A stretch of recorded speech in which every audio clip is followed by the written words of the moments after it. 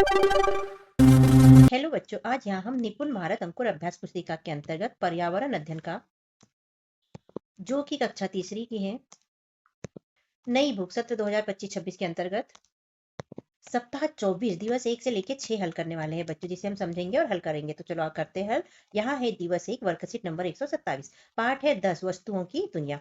सीखने के बिंदु है विभिन्न प्रकार की वस्तुओं को उनके पदार्थों के आधार पर समूह में बांटना। बताओ के अंतर्गत अभ्यास क्रमांक 1 है। प्रश्न है, आपने अपने आसपास मिट्टी एवं रबर से बनी कौन कौन सी वस्तुएं देखी है, उनके नाम लिखिए। तो जो मिट्टी की वस्तुएं आपने देखी है बच्चों, उनके नाम यहाँ लिखना है। जो रबर की वस्तुएं देखी है उनके नाम यहाँ पर आपको लिखना है। जैसे हमने लिख दिया है मिट्टी वाले में मटका, सुराही, गागर, और रबर में लिखा है पाइप, टायर और खिलौने। खिलौने रबर के भी होते हैं। करो के अंतर्गत अभ्यास क्रमांक 2 है। नीचे दिए गए शब्दों से चुनकर रिक्त स्थान भरिए। रेत, कणों, कांच और स्टील। तो पहला पूछा है, कांच अधिकांशतः खालिस्तान से बनता है। तो कांच कैसे बनता है? रेत से। पदार्थ खालिस्तान से मिलकर बनते हैं, कणों से मिलकर बनते हैं। बल्ब और ट्यूबलाइट खालिस्तान से बनते हैं, तो कांच से बनते हैं। सोचो के अंतर्गत अभ्यास क्रमांक 3 प्रश्न पहला है, वर्ग पहली में कुछ वस्तुओं के नाम छुपे हुए हैं। उन्हें ढूंढकर उन पर गोला लगाइए तथा उनके नाम दिए गए स्थान पर लिखिए। तो यहाँ देखो बच्चों, हमने ये गोला लगाया, थाली, बल्ब, बेलन, संदूक, और इन्हें यहाँ पर लिख लिया। आप भी लिख लीजिए। प्रश्न दूसरा है, हमारे आसपास जो भी वस्तुएं हैं वे अलग अलग पदार्थों से बनी होती हैं। ये पदार्थ हमें कहाँ से प्राप्त होते हैं? तो उत्तर में हम लिख देंगे, ये वस्तुएं हमें प्राकृतिक एवं कृत्रिम दोनों रूपों से प्राप्त होती हैं। दिवस 2 है बच्चों, वर्कशीट नंबर 128 है। सीखने के बिंदु है विभिन्न प्रकार की वस्तुओं पदार्थों के स्वरूप को जानेंगे। पता करो में अभ्यास क्रमांक 1 है। प्रश्न पहला है, दादा दादी या नाना नानी से की गई चर्चा के उपरांत सारणी में दी गई वस्तुओं की जानकारी को लिखिए। यहाँ वस्तुएं यहाँ पुराने समय में किस पदार्थ से बने होते थे और वर्तमान समय में किस पदार्थ से बने हैं। जैसे कि पहला तवा, तो चर्चा के दौरान यहाँ पर लिखेंगे तवा पहले मिट्टी और लोहे का बना होता था, लेकिन वर्तमान समय में एल्यूमिनियम का बना होता है। ऐसे ही हमें आगे हल करना है। दूसरे में है कपड़ा। तो कपड़ा पहले प्राकृतिक रेशे से बनता था और आजकल प्राकृतिक एवं कृत्रिम रेशे दोनों से बनाए जाते हैं। फिर बर्तन, तो बर्तन पहले मिट्टी से, पीतल से बनाए जाते थे। आजकल स्टील व कांच के भी बर्तन बनाए जाते हैं। सिक्के सोने के होते थे, चांदी के, तांबा के होते थे, लेकिन आजकल स्टील, निकल जैसा सभी के सिक्के होते हैं। प्रश्न दूसरा है, कुछ ऐसे पदार्थों के नाम लिखिए जो पुराने समय में उपयोग किए जाते थे परंतु अब उपयोग नहीं करते हैं। जैसे कि एल्यूमिनियम, पहले एल्यूमिनियम का बहुत उपयोग होता था लेकिन आजकल नहीं होता है। तांबा, पहले तांबे का बहुत उपयोग होता था, आजकल बहुत उपयोग कम हो गया है इसका।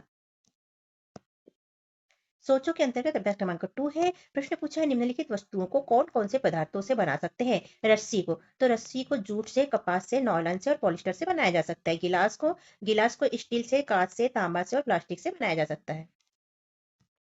दिवस 3 है, वर्कशीट नंबर 129 है। सीखने के बिंदु है विभिन्न प्रकार की वस्तुओं से उत्पन्न ध्वनि की पहचान करना। चर्चा करो। बताओ के अंतर्गत अभ्यास क्रमांक 1 है। प्रश्न है, निम्नलिखित वस्तुओं पर धातु की चम्मच से मारने पर उत्पन्न ध्वनि को अपने शब्दों में लिखिए। यहाँ पदार्थ का नाम और यहाँ ध्वनि, जैसे ठक ठक और टन टन। तो यहाँ जैसे लकड़ी, तो लकड़ी को धातु की चम्मच से मारने पर आवाज कैसी आएगी इसकी? तो इसकी ठक ठक की आवाज आएगी। और धातु को मारने से, धातु से, तो इसकी टन टन की आवाज आएगी। प्लास्टिक को अगर धातु की चम्मच से मारेंगे तो आवाज कैसी आएगी? टप टप की आवाज आएगी। कपड़े को अगर मारते हैं तो कैसे आ जाएगी? तो ठप ठप की आवाज आएगी। और कांच को अगर धातु की चम्मच से मारते हैं तो कैसे आ जाएगी? तो टन टन की आवाज आएगी।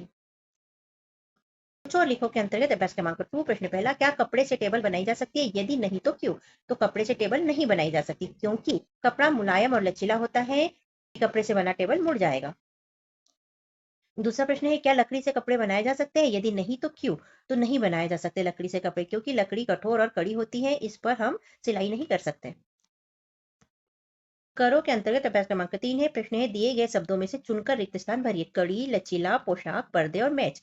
पहला पूछा है, लकड़ी कठोर और खालिस्तान होती है, तो कड़ी होती है लकड़ी। दूसरा है, कपड़ा मुलायम और खालिस्तान होता है, तो लचीला होता है। तीसरे में पूछा है, कपड़े के लचीलेपन के कारण उससे खालिस्तान और खालिस्तान बनाए जा सकते हैं, तो उससे पोशाक और पर्दे बनाए जा सकते हैं। दिवस 4 है, वर्कशीट नंबर 130 है। सीखने के बिंदु है पदार्थों के प्रकार, ठोस, द्रव्य, गैस की पहचान करेंगे। बनाओ के अंतर्गत अभ्यास क्रमांक 1 प्रश्न पहला, निम्नलिखित पदार्थों में से ठोस, द्रव्य और गैस को चुनकर तालिका में सही स्थान पर लिखें। जैसे कि कपड़ा, हवा, तेल, दूध, लकड़ी, पानी, पत्थर और धुआं। तो यहाँ ठोस पदार्थ वस्तुएं लिखना है, यहाँ द्रव्य वस्तुएं लिखना है और यहाँ पर गैस वस्तुएं लिखना है। ठोस में आ जाएगी लकड़ी, पत्थर और कपड़ा। द्रव्य में आ जाएगा तेल, दूध और पानी। गैस में आ जाएगी हवा और धुआं। तो इस तरह से कंप्लीट करिए बच्चों।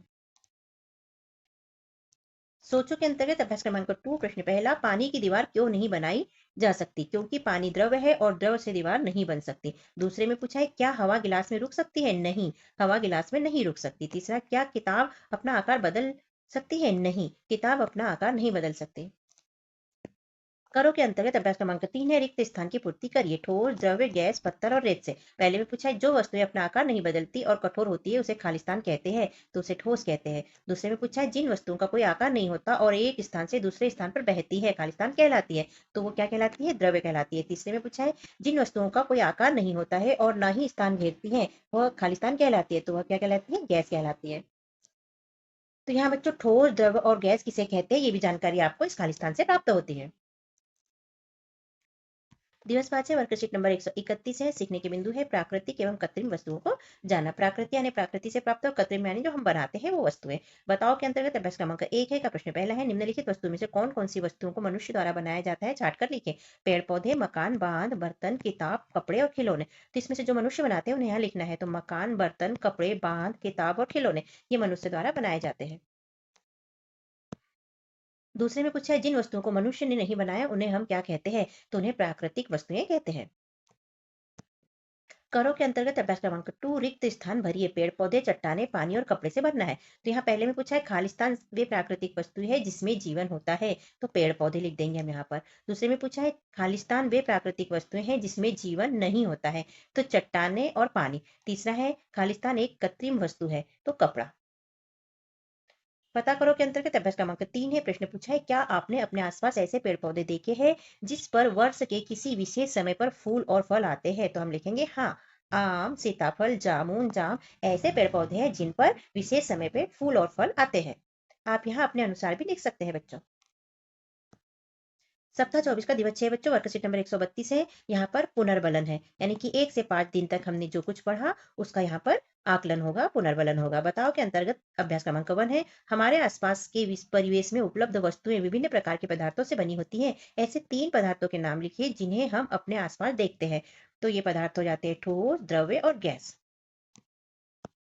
पता करो के अंतर्गत अभ्यास क्रमांक 2, प्रश्न पूछा है माना कि आपको चमकीली चम्मच मिली है, आपको नहीं मालूम कि यह किस धातु से बनी है, उस पर चमकदार रंग से पेंट किया है, आप कैसे पता लगाएंगे कि वास्तव में यह चम्मच किससे बनी है।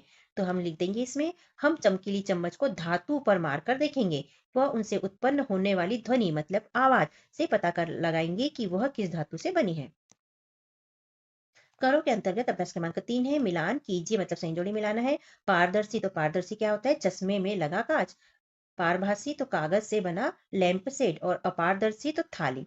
ऐसा इसे मिला देंगे। लिखो के अंतर्गत अभ्यास क्रमांक 4 है, प्रश्न पहला है पारदर्शी किसे कहते हैं, तो उत्तर में लिख देंगे जिन वस्तुओं के आर पार देख सकते हैं उन्हें पारदर्शी कहते हैं। दूसरा पूछा है अपारदर्शी किसे कहते हैं, जिन वस्तुओं के आर पार नहीं देख सकते उन्हें अपारदर्शी कहते हैं।